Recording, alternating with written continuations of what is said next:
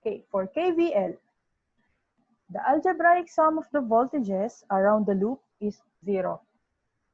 Okay, algebraic sum of the voltages around the loop is 0. Take note, I highlighted the word loop in red. Okay, KVL, you need to check the loop. Okay, so summation of voltage rise minus summation of voltage drop should be equal to 0. So that is our KVL. So for V rise, what are the voltage rise? What comprises voltage rise? So these are the voltage sources. It can be positive or negative. For voltage drop, it is negative because it is the voltage across the resistors. Okay? So resistors, they have the tendency to absorb energy. They do not supply energy. That's why our sign convention for the voltages across the resistors is negative. Okay? So let's equate this in this way. So summation of V rise is in the left side equal to the summation of voltage drop. So we place it in the right side. Okay? We just transpose it. Let's have an example.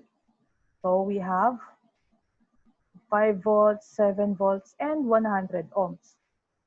So let's try to solve for the voltage drop at the 100 ohm resistor using KVL.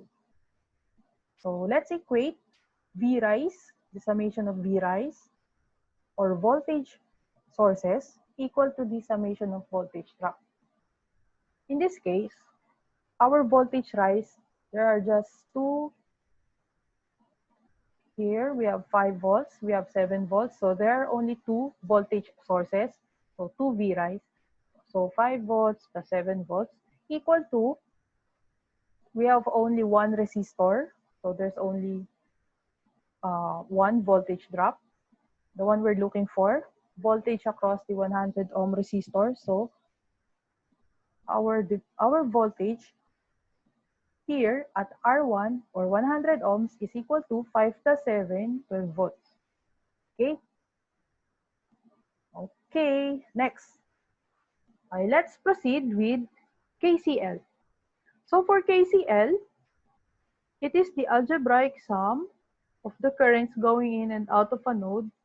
So it says that it should be 0. Okay. Previously, in KVL, the one highlighted is loop. Here in KCL, the one highlighted is node. Okay. So for KCL, we're looking at a node. So the currents going in and out of that node should be equal to 0. So we have summation of I in minus summation of I out equal to 0. Or if you want, you can have summation of I out minus summation of I in equal to 0. So you can set which one do you prefer as the negative current.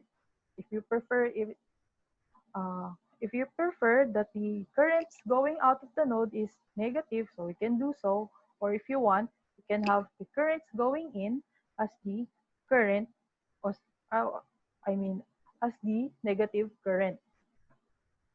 What's important is the currents going in, summation of currents going in should be equal to the currents going out of that node. Okay, let's proceed with the example.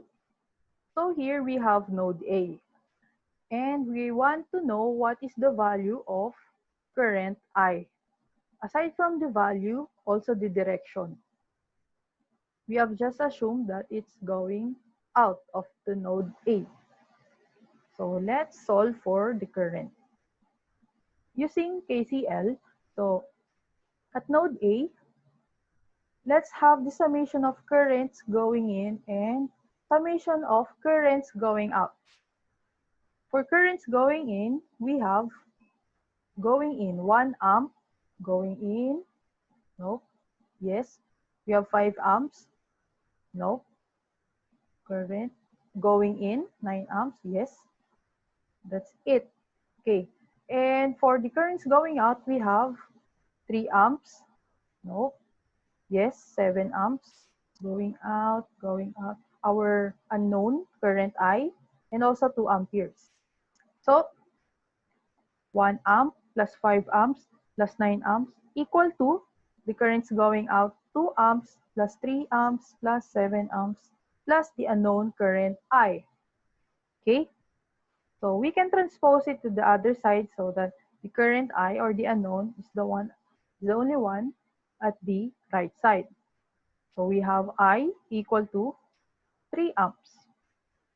So as you can see here, our current is positive 3 amperes. Okay? Meaning, our assumption that the current is going out of that node is correct. Okay? The assumption that the current is going out of that node is correct. Okay? If it's negative, if we have arrived with negative 3 amperes and the current direction is like this one, therefore the correct direction should be going in. Okay? But since we arrive with positive 3 amperes, therefore the magnitude of the current is 3, so 3 amperes, and our direction should be going out of node A. Okay? We only have 2 directions. It's either going in or going out. So if it's negative, we just flip the direction of the current. Okay. Okay.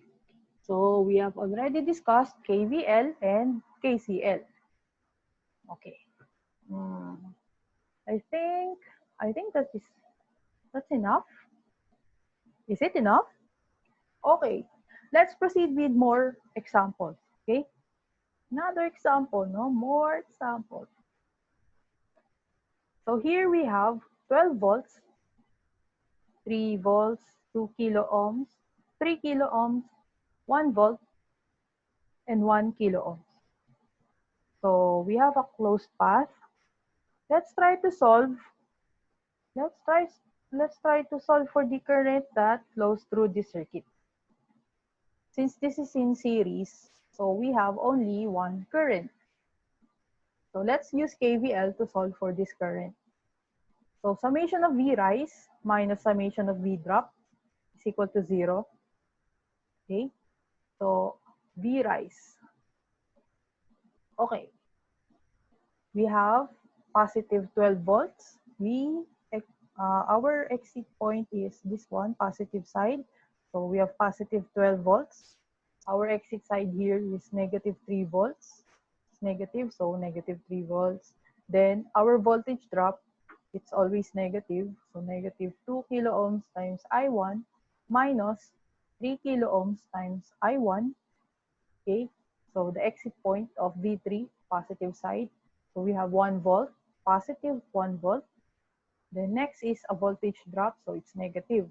Negative 1 kilo ohms times I1 equal to 0. So let's have all the voltage rise at the left side and all the voltage drop at the right side. So we have 10 volts, 12 minus 3 plus 1, so that's 10. So 2 kilo ohms plus 3 kilo ohms plus 1 kilo ohm, that is 6 kilo ohms. So we can isolate it. So we have 10 volts divided by 6 kilo ohms, we have I1.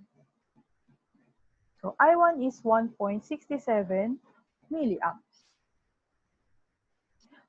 More example, di ba? So let's have another one for KCL.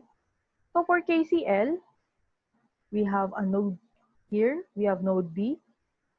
So given these current directions and current magnitudes, let's solve for I3. So we have 12 milliamps, 9 milliamps, and I3 is missing. So let's use KCL at node B to get the current I3. So we have I in, summation of I in at the left side equal to the summation of currents going out at the right side. So I1 equal to, as you can see here, The currents going in node B, it's just I1. Current going in is I1. Then going out is I3 and I2. So let's substitute the values. We have 12 milliamps equal to 9 milliamps plus I3.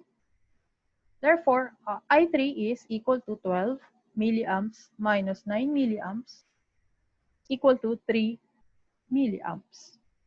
Okay? Okay. So that's it. Okay. You already know what is KCL and KVL.